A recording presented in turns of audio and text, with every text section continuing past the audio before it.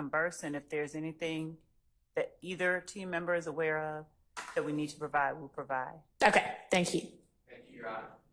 Thank you. All right, see y'all at 8:45 on Monday, 9 on Monday. Yes, Mr. Sharp? Let's say 9. Y'all did such a good job today. I'm going to give y'all 15 extra minutes to sleep. 9 o'clock on Monday. Yes, sir. Your Honor, I just wanted to bring it to the court's attention that I know that Mr. Weinstein has an outstanding motion that he renewed maybe 48 hours ago. Which was... You might confirm about my mistrial? Yes. Oh, no, I know. He has a supplement to that, and I thought I said this morning that's what I'm going to be working on this weekend. And I have some bad news for you. What's that?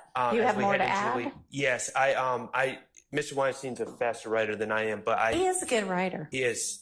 It's very kind of you. Welcome. So I recently filed while we were in court, a motion for a fair trial seeking remedies. Oh, and I will email, it was just filed, and I will email it over. Mr. Steele brought up the desire to have an evidentiary hearing on these matters. I know that which matters? The ex parte communications and the impropriety. Yeah, like wanting to cross-examine the... Oh, yes, wanting to put Mr. Melnick's testimony. And yes, I had said that you could give me a proffer, and if you're ready to do that, we can do that. Well... Y'all don't want to do just a proffer. Mr. Steele was spoke to Mr. Melnick, but yeah.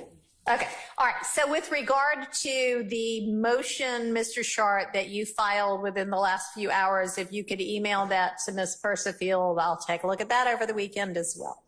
Mr. Steele, if you want to be heard on I'm glad. Thanks for the reminder to circle back on that. I had said, talk to Mr. Melnick and you can put a proffer on the record. So if you're ready to do that, we can do that now. I need more time because I did speak with Mr. Melnick. I told him what your Honorable Court said. He stated that it was very nice. He stated that I does not give you permission for him. He'd like to address the court himself. Okay. That's what he told me. So I can't make a proffer because I don't have the information. I have him under subpoena, like I told Okay. him. What do you have him under subpoena for? When? 2-hour call. 2-hour call. Okay. Well, can you proffer to me? I know you can't say here's what he would say, but how about tell me why it is that you think this is something relevant to this trial at this stage, considering that Judge Glanville has already been recused. And maybe y'all want me to, I have not finished reading all of the material and all of the case law, so I don't know what my decision is going to be on the supplemented motion for mistrial that Mr. Weinstein filed on behalf of Mr. Kendrick. Do y'all want, I will rule this weekend. Do you want to wait and see what that is?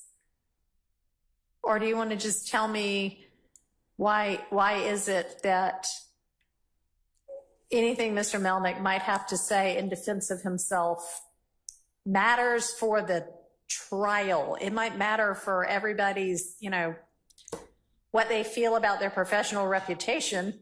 I get that. But for this trial, why does that matter?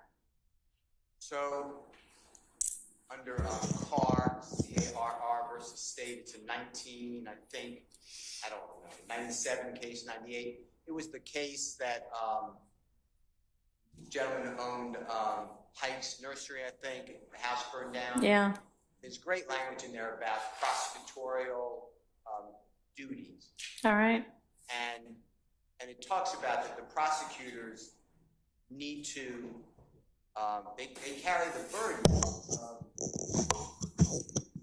they can charge people, they can ruin people's lives just by the charge.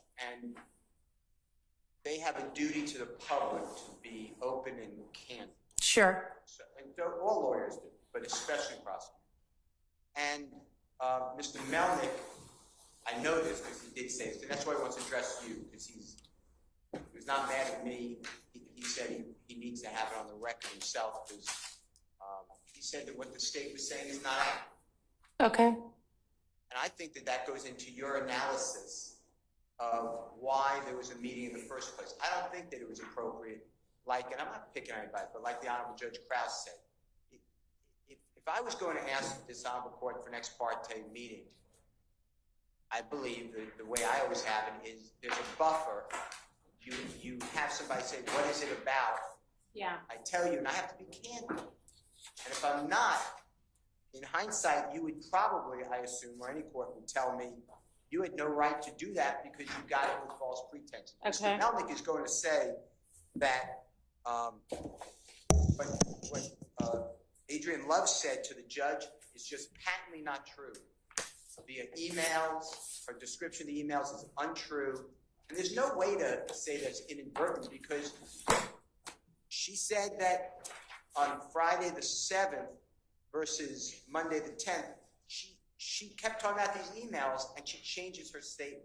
So anyway, I believe that it's... All right, well, the best evidence of that would be, I'm sorry, I didn't mean to interrupt you, but just somebody give me the emails. I did. I put it in my motion that I filed when I found out this Honorable Court was the court. And I forget what I titled, but I can find out for you. But Okay, I'll go back and look at those. it was a motion, it had two parts to it, and it said, I really don't want, and I told you, I don't want a mistrial. I just want to make it right, and I want the record to be good. So anyway, Mr. Melnick is going to take to task, and you make a credibility determination, Adrian Love, John Melnick's statements.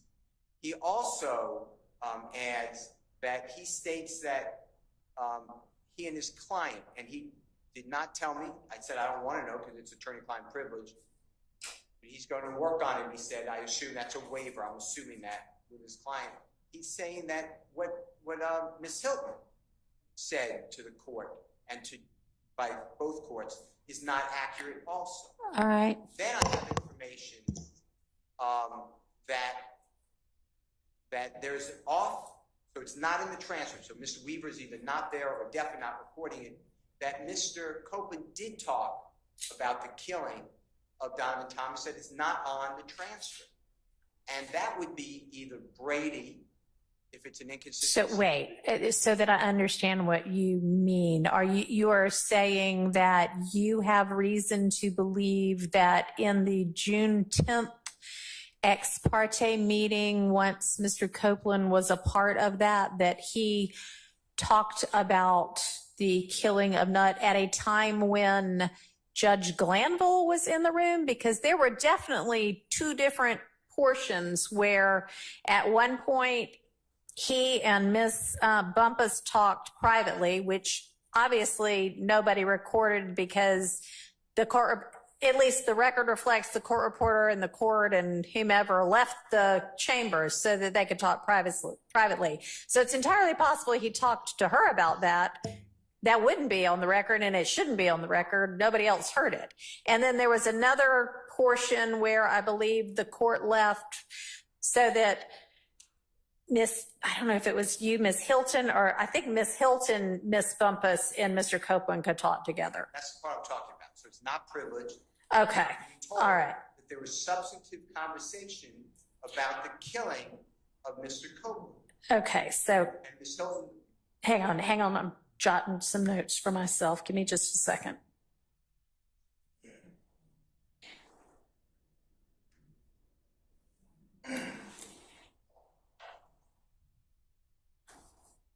All right, and you have reason to believe that whatever Mr. Copeland said at that point in time in front of the prosecution is something that is Brady material. impeachment. Okay, impeachment. Okay, and therefore Brady. Okay. So that's why I wanted to put. All right, thank you. And call the prosecutors. Now, they may say that didn't happen. And I assume that's what they're going to say because they would have a Brady obligation to run out and say, June, this happened, this man said this. But they didn't say that with anything. So I don't trust that the Brady was being complied. That's why I asked you again today, please, can you put some teeth into Brady? Because Mr. Copeland did say on the record, I'm a liar. That is Brady. That's like the greatest Brady. Well, you got that, so. But I got that because.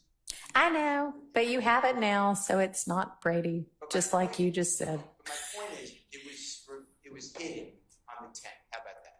By Judge Glanville and the prosecutor. They knew about it because they were in the room when that was discussed. That's objectively true. So anyway, I'm just telling the court, I was not there. I don't want to make specious allegations against anyone. That's why I want to get it right, and that's why I asked you to have an evidentiary hearing. Okay. I believe that there's Brady evidence. I have a good faith belief. I'm telling you everything I know. I'm told that it's not privileged, that Miss Bumpus, Miss Hilton, Mr. Copeland spoke, and it's not in the transcript, and Mr. Copeland was talking about his information on the killing of Donovan Thomas. Because you have to remember, in the statements, he has himself not involved. Mm-hmm. He has himself learning about through another person. Right. And my understanding is that is not what he said. That's inconsistent on June 10th, and I did not get that from Ms. Hilton. If that's wrong, but I can't ignore what I'm being told. Okay, well, that's new information for this court, so. That's what I wanted to call the witnesses because. All right, well, you didn't tell me that before. Okay, well, I didn't mean not to tell you that. I was trying to be open, but that's the reason I wanted to call witnesses. Okay, I mean, that's, okay. Additionally, Your Honor, Yes.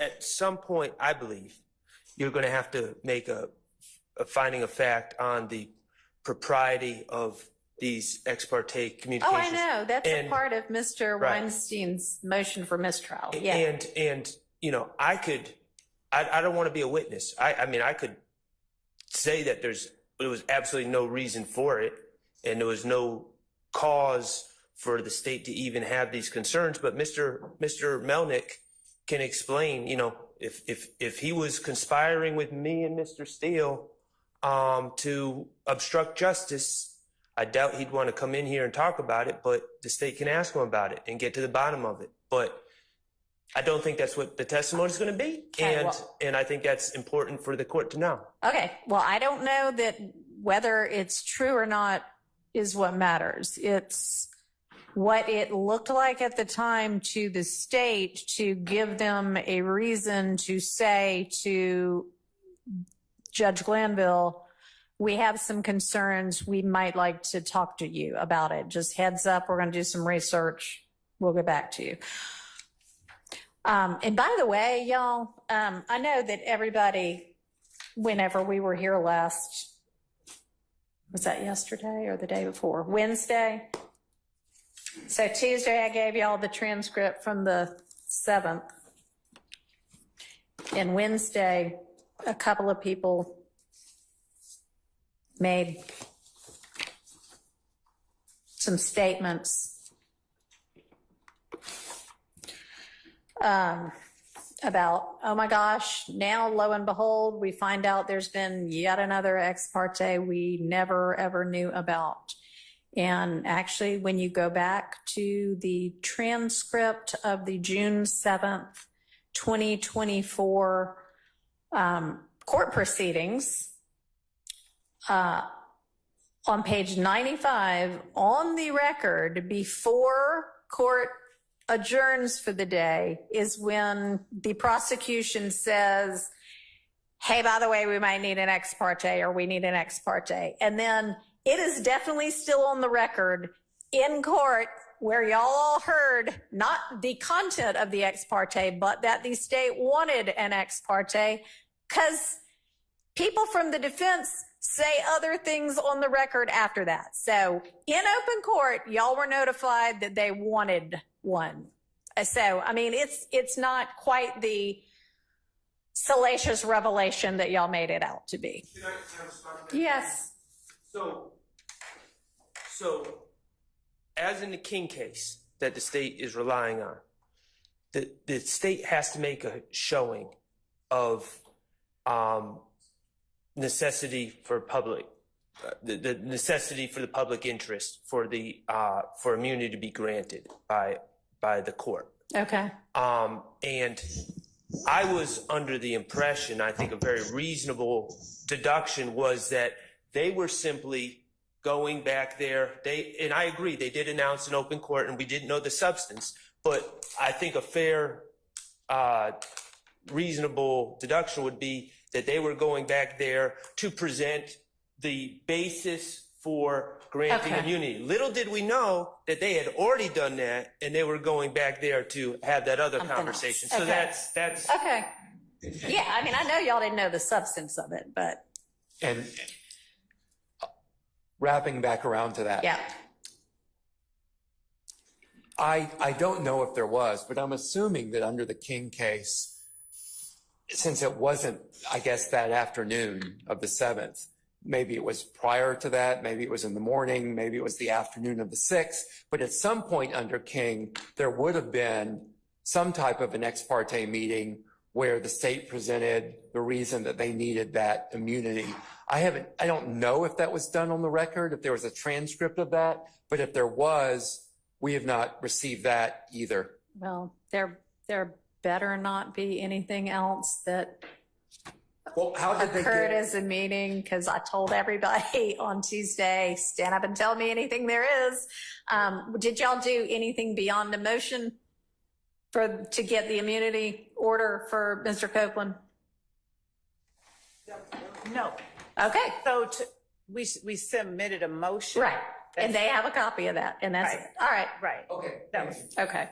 and Judge, I'll also state that at the time, I'm not certain why it would be believed that we were trying to get the warrant or the immunity agreement because Mr. Copeland was under arrest at the time that we stood up and made that announcement in court on the 7th. I think he had already been arrested, I Well, think. you could be arrested and not have immunity for your testimony.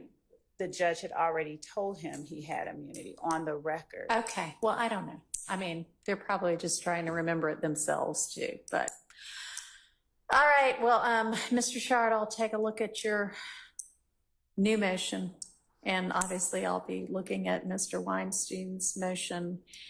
And why don't, Mr. Steele, you plan to have Mr. Melnick here at 9-ish. I don't know whether I will hear from him or not, but okay. And Your Honor, so that we are, I'm understanding is on Monday, we're having the matter that Mr. Steele wants to present Mr. Melnick for. Maybe. Would that be a collateral issue of? Maybe. Okay. So, So if I end up hearing from the two of you on that, I'm not gonna make you not be prosecutors in the case anymore. We can hear that separately if I even hear it. And so would Mr. Steele be allowed to introduce extrinsic evidence of a collateral issue that he's raising about the emails and things of that nature? I mean, the emails are already in the record. I think he's complaining that at one point, I mean, the emails are what they are. And at one point you said, this was an email to me. And at another point you maybe said, I accidentally got copied on this email, but I think it's actually different parts of the email. I think there's actually an explanation for why that might sound inconsistent, but I'll go back and look at all of the transcripts.